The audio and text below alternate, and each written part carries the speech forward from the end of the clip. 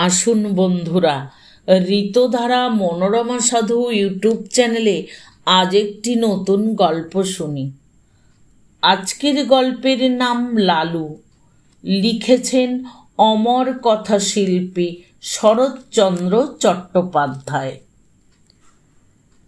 ছেলেবেলায় আমার এক বন্ধু ছিল, তার নাম লালু।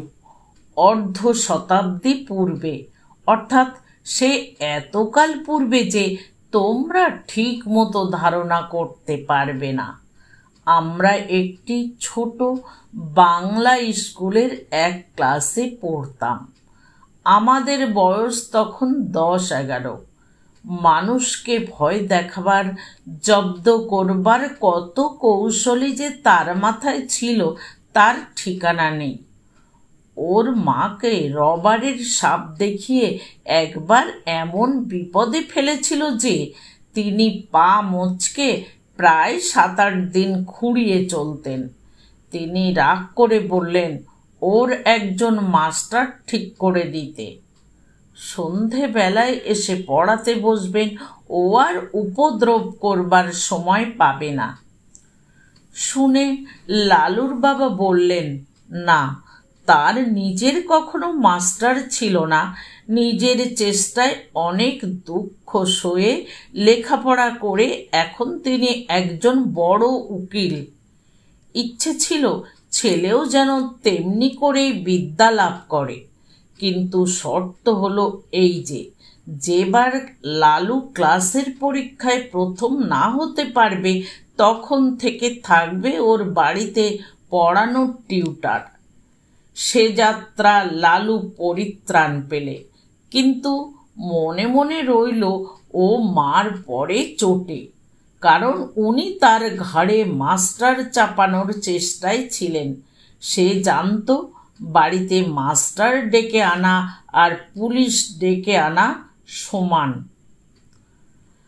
লালুর বাপ ধনী গৃহস্থ। বছর কয়েক হলো পুরানো বাড়ি ভেঙে তেতলা বাড়ি করেছেন। সেই অবধি লালুর মায়ের আশা গুরুদেবকে এ বাড়িতে এনে তার পায়ের ধুলো নেন, কিন্তু তিনি বৃদ্ধ, ফরিদপুর থেকে এত দূরে আসতে রাজি হন না। কিন্তু এইবার সেই সুযোগ ঘটেছে। স্মৃতিরত্ন সূর্যগ্রহণ উপলক্ষে কাশী এসেছেন। সেখান থেকে লিখে পাঠিয়েছেন ফেরবার পথে নন্দরানীকে আশীর্বাদ করে যাবেন। লালুর মার আনন্দ ধরে না, উদ্যোগ আয়োজনে ব্যস্ত। এতদিনে মনস্কামনা সিদ্ধ হবে, গুরুদেবের পায়ের ধুলো পড়বে, বাড়িটা পবিত্র হয়ে যাবে। নিচের বড় ঘরটা থেকে আসবাবপত্র সরানো হলো, নতুন ফিতের খাট, নতুন শয্যা তৈরি হয়ে এলো। গুরুদেব শোবেন। এই ঘরেরই এক কোণে তার পূজা আহ্নিকের জায়গা হলো, কারণ তেতলার ঠাকুর ঘরে উঠতে নামতে তার কষ্ট হবে। দিন কয়েক পরে গুরুদেব এসে উপস্থিত হলেন, কিন্তু কি দুর্যোগ! আকাশ ছেয়ে কালো মেঘের ঘটা, যেমন ঝড় তেমনি বৃষ্টি, তার আর বিরাম নেই। এদিকে মিষ্টান্নাদি তৈরি করতে, ফল ফুল সাজাতে লালুর মা নিঃশ্বাস নেবার সময় পান না। তারই মধ্যে স্বহস্তে ঝেড়ে ঝুড়ে মশারি গুজে দিয়ে বিছানা করে গেলেন। নানা কথাবার্তায় রাত হয়ে গেল। পথশ্রমে ক্লান্ত গুরুদেব আহারাদি সেরে শয্যা গ্রহণ করলেন। চাকর বাকর ছুটি পেলে সুকোমল শয্যার পারিপাট্যে প্রসন্ন গুরুদেব মনে মনে নন্দরানীকে আশীর্বাদ করলেন।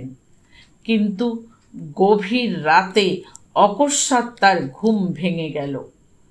ছাদ চুয়ে মশারি ফুঁড়ে তার সুপরিপুষ্ট পেটের উপর জল পড়ছে। উফ, কি ঠান্ডা সে জল! শশব্যস্তে বিছানার বাইরে এসে পেটটা মুছে ফেললেন। বললেন, নতুন বাড়ি করলে নন্দরানী, কিন্তু পশ্চিমের কড়া রোদে ছাদটা এর মধ্যেই ফেটেছে দেখছি। ফিতের খাট ভারী নয়, মশারি শুদ্ধ সেটা ঘরের, আর একধারে টেনে নিয়ে গিয়ে আবার শুয়ে পড়লেন। কিন্তু আধ মিনিটের বেশি নয়, চোখ দুটি সবে বুজেছেন, অমনি 2-4 ফোঁটা তেমনি ঠান্ডা জল টপটপ টপটপ করে পেটের ঠিক সেই স্থানটির উপরেই ঝরে পড়ল। স্মৃতিরত্ন আবার উঠলেন, আবার খাট টেনে অন্য ধারে নিয়ে গেলেন। বললেন, ইহ, ছাদটা দেখছি এ কোণ থেকে ও কোণ পর্যন্ত ফেটে গেছে। আবার শুলেন, আবার পেটের উপর জল ঝরে পড়ল। আবার উঠে পেটের জল মুছে খাটটা টেনে নিয়ে আর এক ধারে গেলেন, কিন্তু শোবা মাত্রই তেমনি জলের ফোঁটা। আবার টেনে নিয়ে আর এক ধারে গেলেন, কিন্তু সেখানেও তেমনি। এবার দেখলেন বিছানাটাও ভিজেছে, শোবার জো নেই। স্মৃতিরত্ন বিপদে পড়লেন। বুড়ো মানুষ, অজানা জায়গায় দোর খুলে বাইরে যেতেও ভয় করে, আবার থাকাও বিপজ্জনক। কি জানি, ফাটা ছাদ ভেঙে হঠাৎ মাথায় যদি পড়ে। ভয়ে ভয়ে দোর খুলে বারান্দায় এলেন।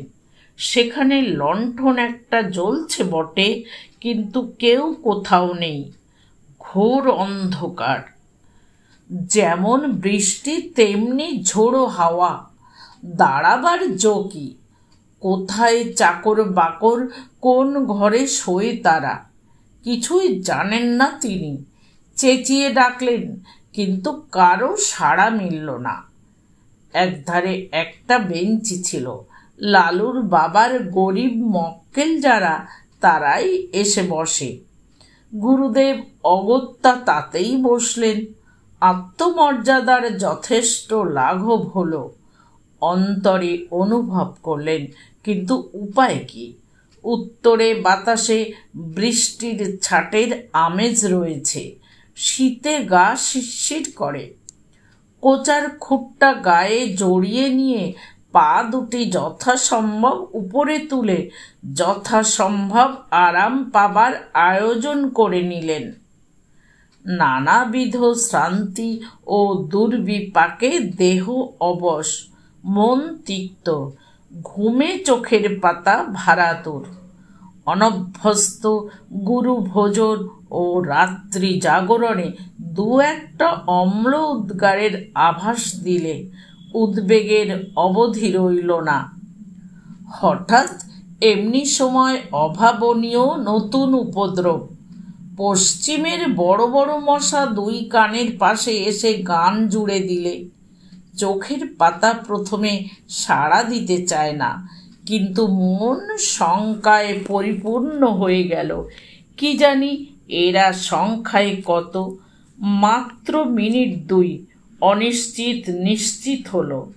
গুরুদেব বুঝলেন সংখ্যায় এরা অগণিত।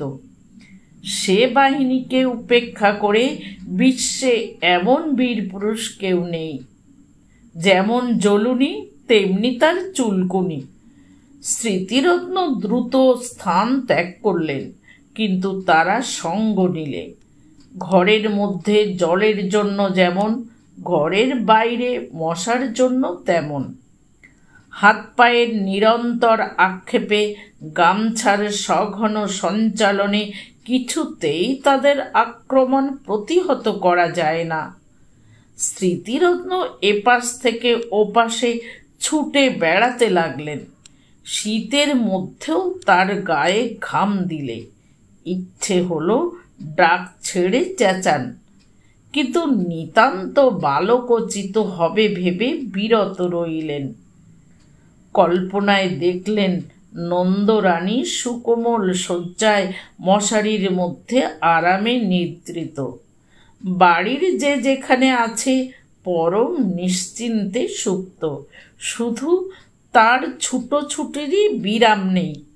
কোথাকার ঘড়িতে 4টে বাজল। বললেন, কামড়া বেটারা, যত পারিস কামড়া, আমি আর পারি নে। বলেই বারান্দার একটা কোণে পিঠের দিকটা যতটা সম্ভব বাঁচিয়ে ঠেস দিয়ে বসে পড়লেন। বললেন, সকাল পর্যন্ত যদি প্রাণটা থাকে তো এ দুর্ভাগা দেশে আর না।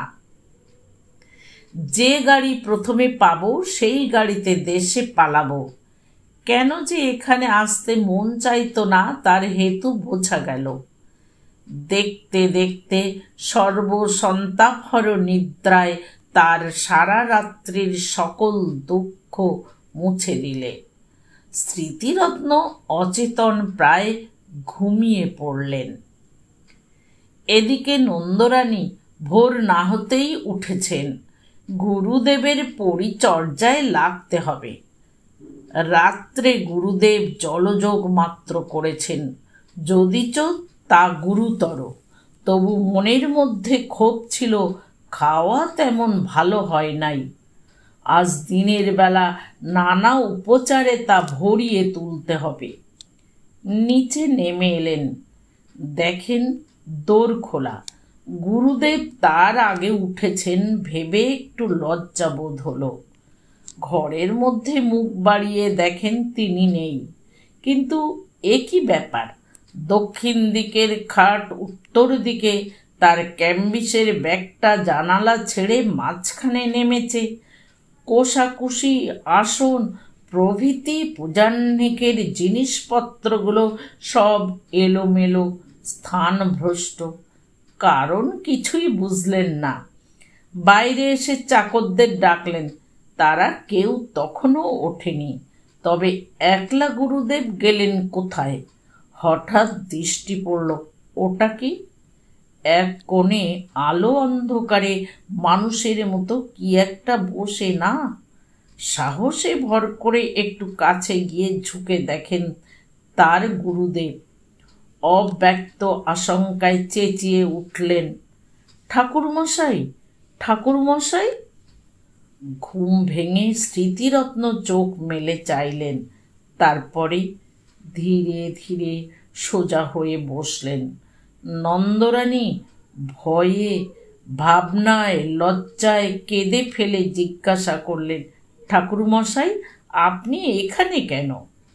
স্মৃতিরত্ন উঠে দাঁড়িয়ে বললেন, সারা রাত দুঃখের আর পার ছিল না যে মা। কেন বাবা? নতুন বাড়ি করেছ বটে মা, কিন্তু ছাদ কোথাও আর আস্ত নেই। সারা রাতের বৃষ্টি বাদল বাইরে তো পড়েনি, পড়েছে আমার গায়ের উপর। খাট টেনে যেখানে নিয়ে যাই সেখানেই পড়ে জল। পাছে ছাদ ভেঙে মাথায় পড়ে, পালিয়ে এলাম বাইরে। কিন্তু তাতেই কি রক্ষে আছে মা? পঙ্গপালের মতো ডাস মশা ঝাঁকে ঝাঁকে সমস্ত রাত্রি যেন ছুবলে খেয়েছে। এধার থেকে ছুটে ওধার যাই, আবার ওধার থেকে ছুটে এধারে আসি। গায়ের অর্ধেক রক্তবোধ করি আর নেই মা। বহু প্রয়াস, বহু সাধ্য সাধনায় ঘরে আনা বৃদ্ধ গুরুদেবের অবস্থা দেখে নন্দরানীর দু চোখ অশ্রু সজল হয়ে উঠল। বললেন, কিন্তু বাবা, বাড়িটা যে তেতলা, আপনার ঘরের উপর আরও যে দুটো ঘর আছে। বৃষ্টির জল তিনটে ছাদ ফুঁড়ে নামবে কি করে? কিন্তু বলতে বলতেই তার সহসা মনে হলো, এ হয়তো ওই শয়তান লালুর কোনো রকম শয়তানি বুদ্ধি। ছুটে গিয়ে বিছানা হাতড়ে দেখেন মাঝখানে চাদর অনেকখানি ভিজে এবং মশারি বেয়ে ফোঁটা ফোঁটা জল ঝরছে। তাড়াতাড়ি নামিয়ে নিয়ে দেখতে পেলেন ন্যাকড়ায় বাঁধা এক চাঙড় বরফ। সবটা গলেনি, তখনও এক টুকরো বাকি আছে। পাগলের মতো ছুটে বাহিরে গিয়ে চাকরদের যাকে সুমুখে পেলেন চেঁচিয়ে হুকুম দিলেন, হারামজাদা লেলো কোথায়? কাজকর্ম চুলোয় যাগ্গে, বজ্জাতটাকে যেখানে পাবি মারতে মারতে ধরে আন। লালুর বাবা সেইমাত্র নিচে নামছিলেন। স্ত্রীর কাণ্ড দেখে হতবুদ্ধি হয়ে গেলেন। কি কাণ্ড করছো, হলো কি? নন্দরানী কেঁদে ফেলে বললেন, হয় তোমার ওই লেলোকে বাড়ি থেকে তাড়াও, না হয় আজই আমি গঙ্গায় ডুবে এ মহাপাতকের প্রায়শ্চিত্ত করব। কি করলে সে? বিনা দোষে গুরুদেবের দশা কি করেছে চোখে দেখো সে। তখন সবাই গেলেন ঘরে। নন্দরানী সব বললেন, সব দেখালেন। স্বামীকে বললেন, এ দস্যি ছেলেকে নিয়ে ঘর করব কি করে তুমি বলো? গুরুদেব ব্যাপারটা সমস্ত বুঝলেন। নিজের নির্বুদ্ধিতায় বৃদ্ধ হা হা করে হেসে ফেললেন। লালুর বাবা আর একদিকে মুখ ফিরিয়ে দাঁড়িয়ে রইলেন। চাকররা এসে বললে, লালু বাবু কোঠি মে নহি হ্যায়। আর একজন এসে জানালে, সে মাসিমার বাড়িতে বসে খাবার খাচ্ছে। মাসিমা তাকে আসতে দিলেন না। মাসিমা মানে নন্দর ছোট বোন। তার স্বামীও উকিল, সে অন্য পাড়ায় থাকে। এরপরে লালু দিন 15 আর এ বাড়ির ত্রিসীমানায় পা দিলে না।